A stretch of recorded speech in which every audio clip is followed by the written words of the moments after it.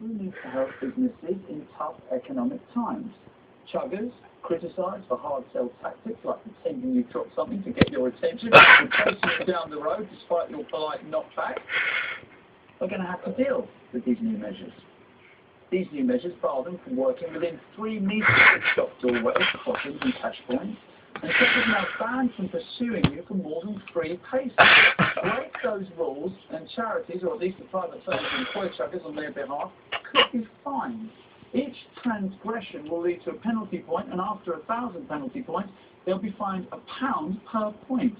The Institute for Fundraising welcomed the rules, saying that it's important to maintain public trust in charities. But is it fair to fine a charity? Smaller ones could suffer. Plus, even if they do get paid, it can't be much fun being a chugger in the weather, facing the wrath of the public. Do we need new rules? What's wrong with a polite no thank you? Tracy. Chuggers. Yes, no, it's interesting. Liz, who works on the show here, we were just talking about this before, she lives in the countryside, in a village, and last night at 9 o'clock at night, 9:30, a busload of chuggers were driven into the village and were knocking on their doors asking for money, and that was in the village at 9:30. And she was saying, you know, that's where you're taking chuggers. A chugger flash mob happens. That's just shocking. So I think when you're getting to that extreme, that is ridiculous. I mean, I agree with you. I'm young, I'm urban, I can cope with it. If I get approached by constant chuggers, I can and just carry on walking. But I can understand that if you're older, if you find it intimidating, and you find it hard to be assertive, then I suppose there should be some control. But I think 1,000 points, it'll take you about 7 years to get to 1,000 points, by which point you've given up chugging. Would you walk backwards to count how many paces they're doing following you? Fucking and on the 4th pace, 9 o'clock in the morning when this kind of full. It should be so simple, shouldn't it? It should be, you know, you ask once, if you get told no, you can ask again, and if you get told 2 no's, then you have to back off. Otherwise, you're automatically arrested on Wow. Except one Guantanamo Bay. Rangers, actually, for prison in Morocco, where they'll never see you again. Charlie, do you have this in America? Or did it start in America? Did you guys invent it? Oh, we probably did. Because I started reality TV. Thank you very much for Big Brother, which I'm actually addicted to, but that's a whole other thing. Good. I have to say, I don't need to sound cynical. I don't trust them. And I don't trust that that's where my money is going. If somebody's sitting there and they're putting money into somebody's hat, cup, or whatever, I don't know where that money is going. My daughter will just say yes to everybody, and I'm like, Cherish, please. You know, I understand your heart and your compassion, but I choose to get involved, and that's just what I'm here for. In the UK, one of my all-time favorite charities I'm very involved with is Hearing Dogs for the Deaf. And it takes dogs, it makes them assistance dogs for deaf people to alert them to fire alarms, telephones. And also takes most of the dogs come from shelters. So it takes the dogs and gives them homes, and these deaf people get a companion and get, honestly, a new set of ears. And it's fantastic. So I'm here with that charity right now. Right. So how do you think fundraising is done? For me, fundraising is I will give money to the charities that I like, that touch my heart. It is up to people to be aware of charities, find out. There's got to be a way to become aware of charities.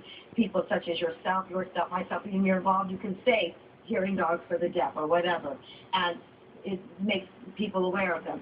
But the chugging and I'm always in a hurry, so it really kind of bothers me. And again, I know I sound quite cynical, and I just don't always trust that that's where the money is going. Neil? Well, I don't think, you know, they shouldn't be aggressive. You know, I've never met an aggressive. No, I've never met them. They're normally in America, more of you have guns, to be fair, than they do here. I can kind of see that would happen. They're normally very sweet, and you know, bless them, they're students, they're trying to earn some money. But you know, the serious point is 600,000 people sign up to charities this way, generating 165 million. But are you signing up, or are you actually giving cash? No, these are the chuggers that... So they set up a direct debit. Yeah, so they set up for charities. You don't actually give them cash.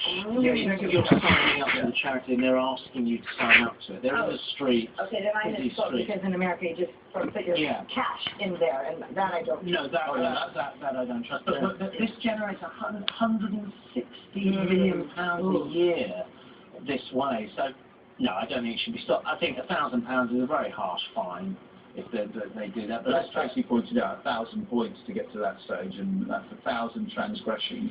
Yeah. But you can't enforce it. In saying that would be 1,000 of all the chuggers that are out there, isn't it? So it could stack up pretty quickly if you've got quite a few of them out there on the streets of the UK doing it. So as far as you're concerned, these rules are too draconian. I think so.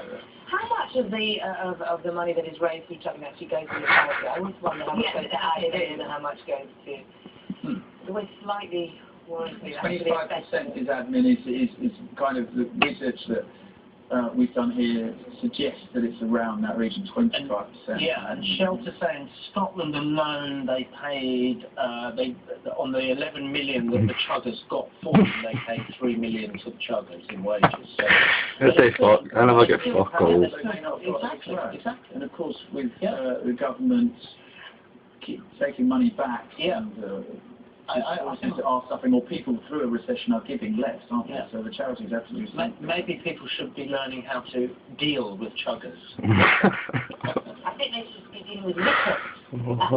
If you're a 75-year-old lady out on your shop and there's this young person coming to you and really try, I mean, where does it, in no way to patronise 75-year-old ladies, but where does it become intimidating when it's not meant to be, but you know, some tall young guy comes up to you with a Mohican and a few earrings and you're a 5-year-old lady asking you for bank details. Having been filming over London a lot recently in different city centres, it does look, you know, when you're in those what do you know, those, they all look the same these days, you know, those pedestrianised city centres, and you've got to chug at every 2 minutes. It's the fact that it becomes quite stressful because you're getting stopped every 2 minutes and they're all from different charities. That's what these rules are, hopefully, to stop.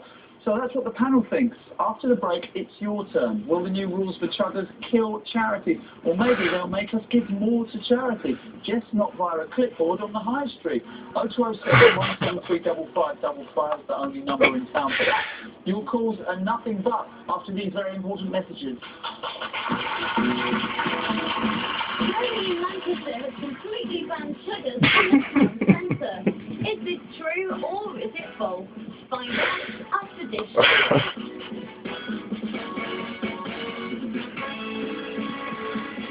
I think that's